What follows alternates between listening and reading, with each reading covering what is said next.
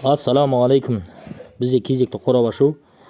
Бүгін келген зат лампалар қайтадан. Бірақ лампа болғанмен бұның дизайны жай лампадан артықшылығы. Көбінде лампалар бізге үйреніп қалған, көзге үйреніп қалған домалақ болса, бұл лампа 4 бұрышты болып келген, патронмен, кәдімгі жай патронға келеді. Одан кейін бұның қуаты 40 ватт. Бұл 40 ватт дегенмен, бұл 40 ватт, яғни тұтынатын ваты, қуаты 40 ватт тұтынатыны, ал беретін күші 300 ваттық дөу тойларда қойылатын лампочка бар ғой. Тура соның жарығын береді.